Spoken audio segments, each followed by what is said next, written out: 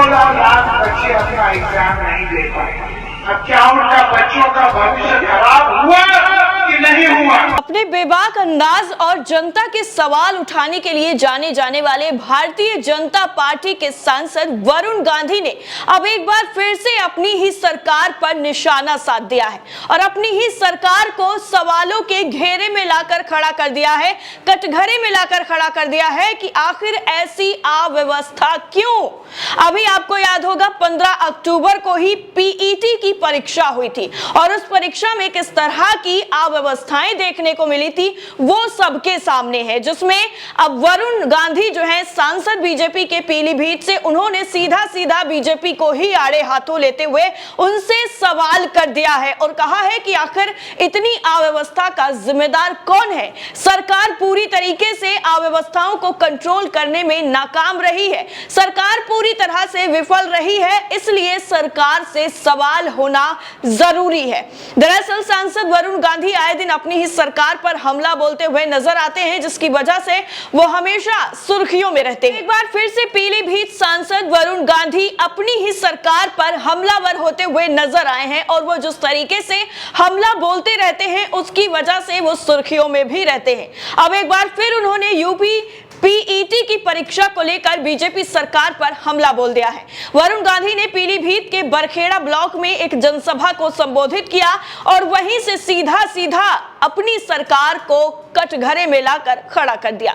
अपने संबोधन के दौरान बीजेपी सांसद ने उत्तर प्रदेश अधीनस्थ सेवा चयन आयोग की तरफ से प्रारंभिक पात्रता परीक्षा का आयोजन को लेकर कहा कि छात्र साल भर जी लगाकर पढ़ाई करते हैं, तैयारी करते हैं कि इस बार एग्जाम में बेहतरीन करके आएंगे, लेकिन बाढ़ के चलते देश में 35 लाख में से 16 लाख छात्र परीक्षा देने से वंचित रह गए। ये बयान खुद बीजेपी सांसद वरुण गांधी ने दिया है और कह दिया है कि 16 लाख छात्र जो हैं वो परीक्षा देने से चूक गए हैं। आखिर इसकी जिम्मेदारी कौन लेगा? बीजेपी सांसद ने इसका जिम्मेदार सीधा सीधा सरकार को ठहराते हुए कह दिया, क्या आप इन लोगों पर जो भी ये चीजें हुई हैं उनकी जिम्मेदारी लेते हैं? जो अव्यवस्थाएं हुई हैं, जाने के लिए वाहन नहीं मिले, 300 लोगों की 200 लोगों का डब्बा होता है, उस डब्बे में 8-8, 900 लोगों को भरा गया, क्या इस तरीके से पेपर करवाया जाता है? पहली बात तो पेपर सही से होता नहीं है और अगर होता है तो इस तरीके की बातें होती हैं और मीडिया वो अपनी अलग ही दुनिया में मस्त रहता है। वो ऐसे दिखाता है कि इतनी बसें लगाई गई ले जाने के लिए, यहां से वहां लेकर गए, लेकिन हकीकत क्या है वो सोशल मीडिया के माध्यम से निकलकर सामने आ जाती है। आपको बता दें वरुण गांधी ने सरकार पर हमला बोलते हुए कहा है कि क्या आपको पता है कि पिछले 5 सालों में जो रोजगार दिया गया उसमें 80% रोजगार संविदा पर दिया गया। इस देश में कोई भी इंसान संविदा पर काम नहीं करना चाहता है। आपको बता दें कि ये कोई पहला मौका नहीं है जब वरुण गांधी अपनी सरकार पर हमलावर हुए हों। वरुण गांधी बेरोजगारी के मुद्दे पर युवाओं की आवाज बनकर अपनी ही सरकार से सवाल किया करते हैं। 15 अक्टूबर को उत्तर प्रदेश में परीक्षा केंद्र पर पहुंचने के लिए जद्दोजहद करते छात्रों की तस्वीरों को सोशल मीडिया पर साझा कर बीजेपी सांसद वरुण गांधी ने योगी सरकार पर निशाना साधा था। उन्होंने इन तस्वीरों के कैप्शन में लिखा था कि यूपी बाढ़ की चपेट में है और 37 लाख से अधिक छात्र पीईटी की परीक्षा देने निकले हैं। प्रश्न पत्र हल करने से बड़ी चुनौती सेंटर तक पहुंचना है। छात्रों की निरंतर मांग के बाद ही ना परीक्षा टाली गई और न यातायात के पुख्ता इंतजाम किए गए। शायद हवाई निरीक्षण से जमीनी मुद्दे नहीं दिखते। ये वरुण गांधी ने ट्वीट किया था। उत्तर प्रदेश में आपको बता दें कांग्रेस ने भी छात्रों की परीक्षा की अव्यवस्थाओं को लेकर सरकार पर निशाना साधा था। यूपी कांग्रेस की सोशल मीडिया टीम ने ट्विटर हैंडल से एक वीडियो साझा किया था जिसमें कैप्शन में लिखा गया था कि पेट परीक्षा में 37 लाख फॉर्म भरे गए, जिसमें सरकार ने करोड़ों कमाए भी, मगर छात्रों के आने जाने की परिवहन की कोई व्यवस्था नहीं की गई। छात्र 300 से 400 किलोमीटर दूर सेंटर तक पहुंचने के लिए धक्के खा रहे हैं। धिक्कार है। इसके साथ ही लिखा गया कि महामानव की रैलियों में भीड़ जुटाने के लिए सरकारी बसों का जमकर इस्तेमाल होता है, मगर बेरोजगार अभ्यर्थियों के लिए सरकार के पास कोई सुविधा नहीं होती है। आपको बता दें यूपी में समूह ग की भर्तियों के लिए कोरोना के बाद राज्य सरकार ने सबसे बड़ी परीक्षा यानी 15 अक्टूबर को करवाई थी।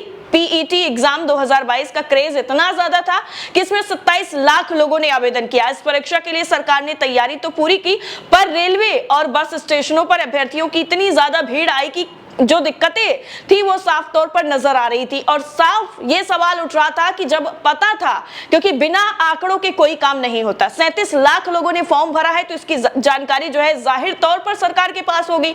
अब 37 लाख लोगों में से मान लीजिए 1 लाख नहीं भी देते, 36 लाख तो जाएंगे ना एग्जाम देने के लिए, लेकिन फिर भी सरकार की तरफ से जो इंतजाम किए गए थे, जो हवाला दिया गया कि हमने इतनी बसें लगाई, इतनी बसें लगाई हैं, वो सब पूरी तरह से फेल होता हुआ नजर आया और उसकी तस्वीरें, उसके वीडियो खूब वायरल हुए।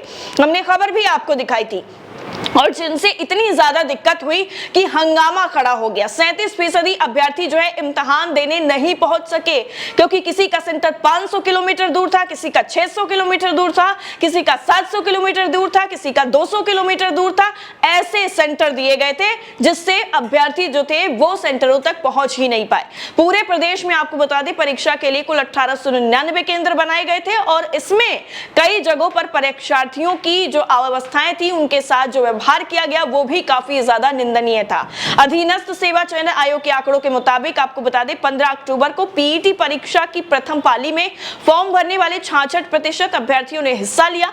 पहली पाली की परीक्षा में कुल 9,39,553 अभ्यर्थियों को हिस्सा लेना था, जिसमें सिर्फ और सिर्फ 6,17,967 ही उपस्थित रहे।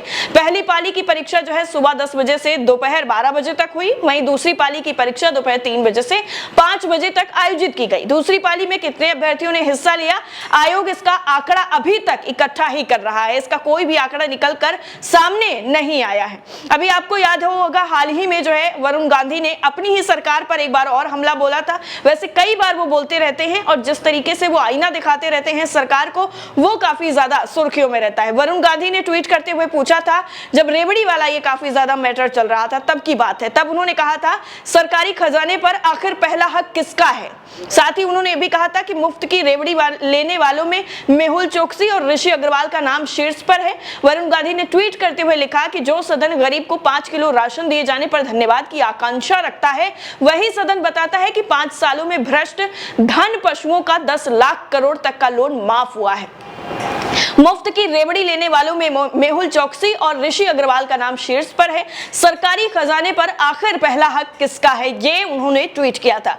वरुण गांधी की मुफ्त रेवड़ी वाली टिप्पणी को पीएम मोदी के उस बयान से जोड़कर भी देखा गया था, जिसमें पीएम मोदी ने यूपी में एक जनसभा में मुफ्त में सुविधाएं उपलब्ध कराने वाली राजनीति की तीखी आलोचना करते हुए कहा था कि ये रेवड़ी कल्चर देश के विकास के लिए बहुत ही घातक है। लेकिन अब जैसे ही हिमाचल में और गुजरात में चुनाव होने वाले हैं, हिमाचल में ऐलान हो चुका है कब चुनाव होने हैं, लेकिन गुजरात में दिवाली के बाद हो जाएगा, वैसे ही जो रेवड़ी की झड़ियां हैं वो खूब दोनों राज्यों में लग रही हैं। हिमाचल में भी खूब सौगात पर सौगात दी जा रही है, गुजरात में भी खूब सौगातें दी जा रही हैं, कभी ये कभी वो, कभी फलाना कभी ढिमकाना, रोज नई नई जो योजनाएं हैं वो लागू की जा रही हैं। 2-2 दिन के दौरे हो रहे हैं, 3-3 दिन के दौरे हो रहे हैं, सब कुछ हो रहा है। लेकिन जब कोई दूसरा पार्टी का अगर कोई कुछ कह देता है कि चुनाव अगर हम जीत गए तो ऐसा करेंगे, तो वो सारी की सारी रेवड़ी वाली कैटेगरी में आ जाती है। हालांकि सुप्रीम कोर्ट ने रेवड़ी कल्चर को लेकर काफी ज्यादा जो है चिंता जाहिर की थी, लेकिन वरुण गांधी ने अब जब दोबारा से अपनी सरकार को निशाने पर ले लिया है और उन पर निशाना साधते हुए कहा है कि आखिर जो अव्यवस्थाएं हुई हैं साफ तौर पर उसकी जिम्मेदार यूपी सरकार है, तो क्या यूपी सरकार उन सभी बच्चों के भविष्य के लिए जिम्मेदार होगी